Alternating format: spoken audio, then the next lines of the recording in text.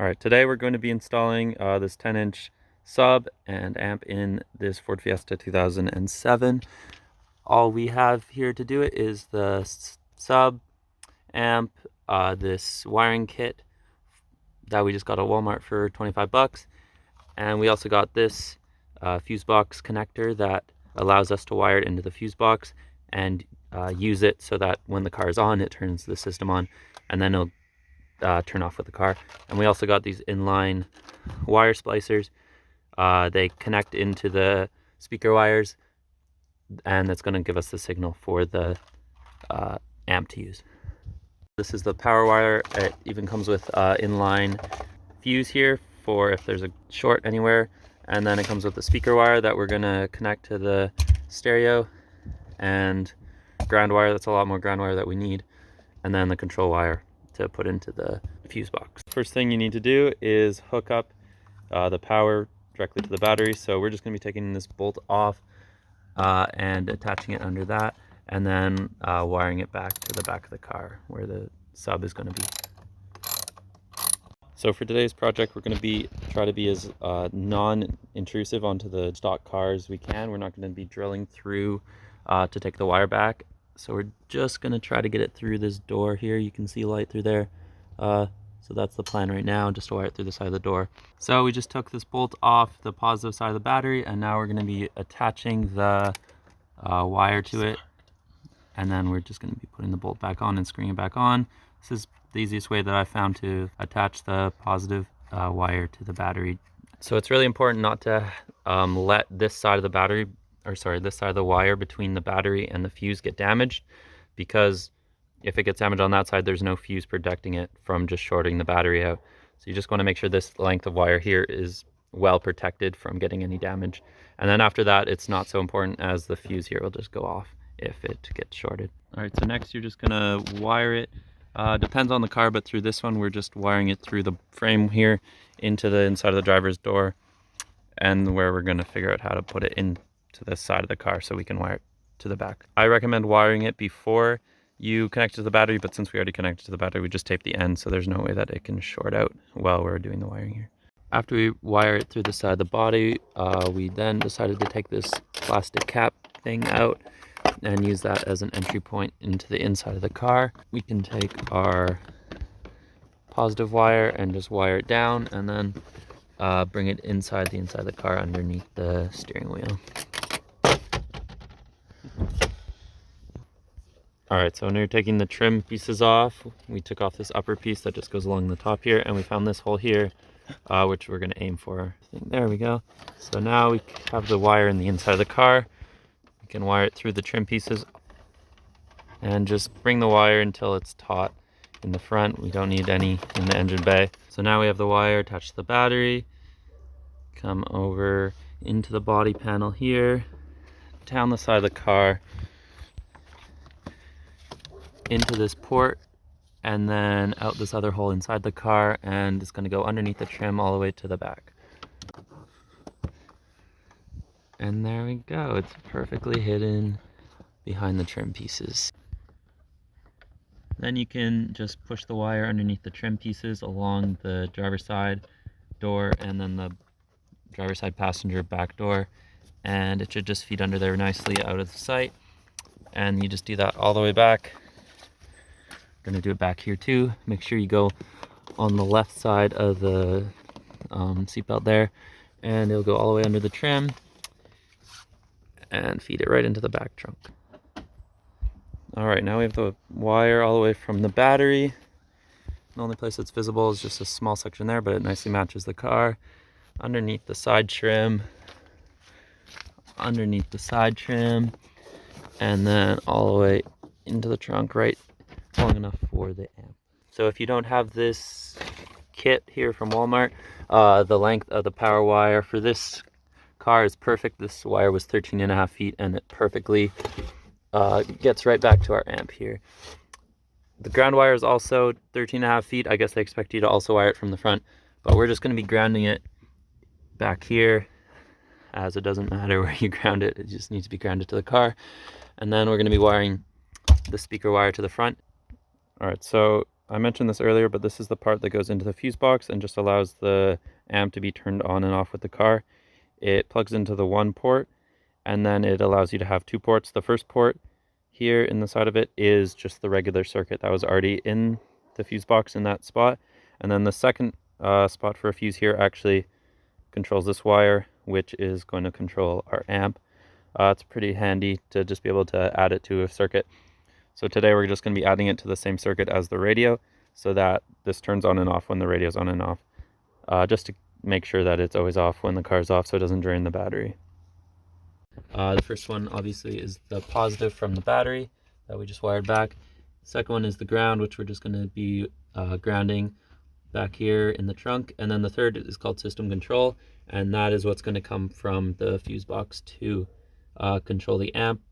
All right, so we're just going to be putting the original fuse in the first port here, which just leaves the circuit alone, and then the new one, which is going to control our amp, goes in the second port.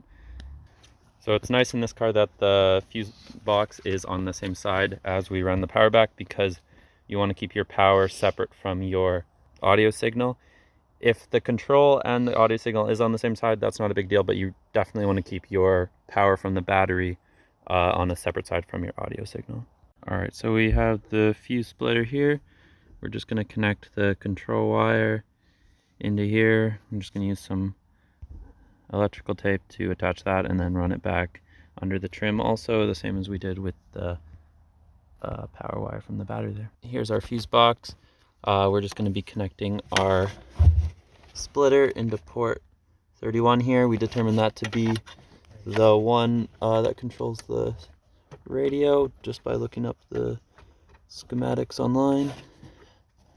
Just make sure that's pressed in, and then you can see that it just sits with the two fuses, not flush, but I mean, it doesn't really matter because it's just inside the dash here.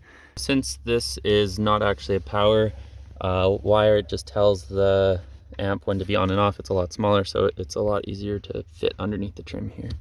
And it just slides underneath the trim real nice.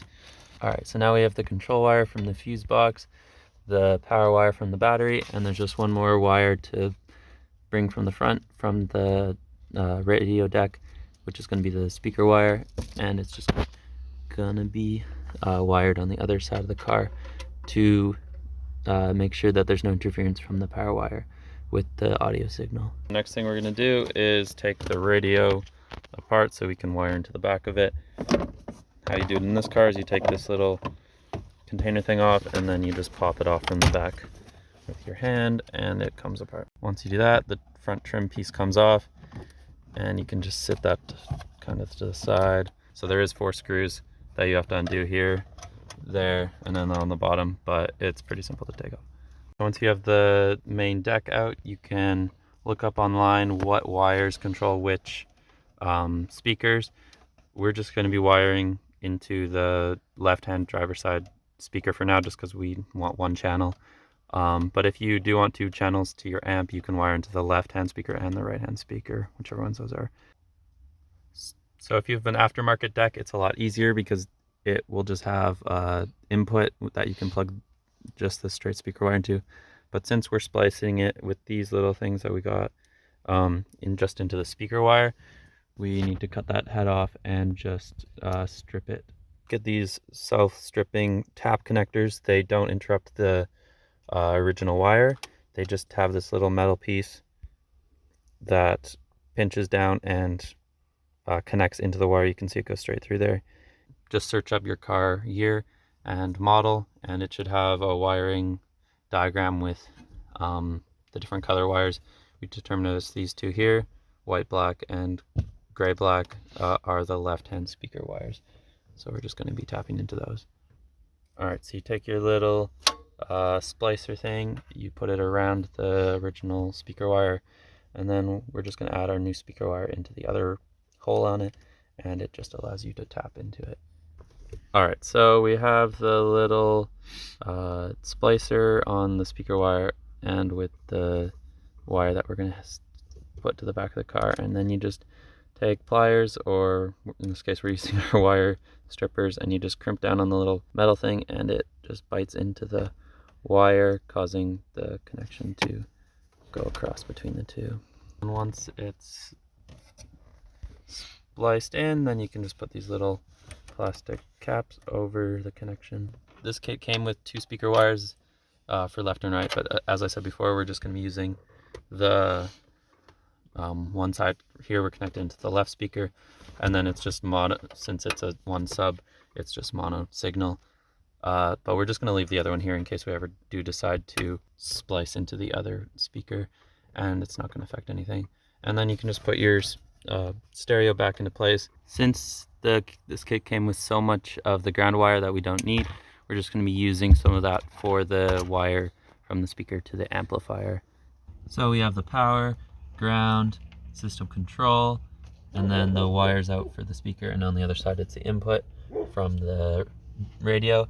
So since we're using a 1-channel sub, we've just plugged our audio output into the right input in the amp, and then we have it also on the right input on this side, and that's just wired into the sub. Super easy. These little push pins on this one, but yours might be different. We connected the ground. We don't need this much extra, but we'll just left it attached, and we just attached the ground to this seat connector here in the trunk of the car, and it works great. You can really connect it to any part of the body. Just make sure that it's bare metal, so you can either sand it down or just find somewhere in the body with bare metal that you can connect to. And that's basically it for wiring your own speakers, subs / just extra speakers into your car audio without having an aftermarket deck. Once you have it all hooked up, you can adjust your gain to what sound level you like for it, and you can decide whether or not to use like low pass and stuff like that if your amp has those choices. We're going to put some Velcro on the bottom of the amp here to just make sure it doesn't slide around, and our sub here already has Velcro, so it's just nice and stuck to the bottom of the trunk here in this car.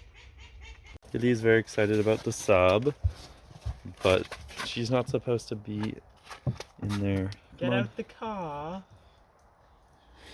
Look at my sub all wet. Oh my god. Once you have everything hooked up, you can just do some wire management to make it all clean and nice.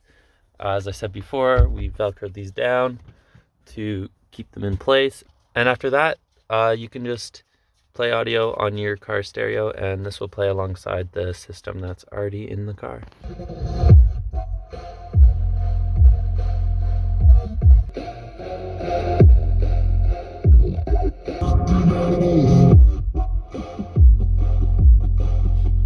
And that's how you install a custom sub and amp in your car with just the stock stereo, and have it turn off when you turn the car off, and then play alongside the stock sound system. Thanks for watching.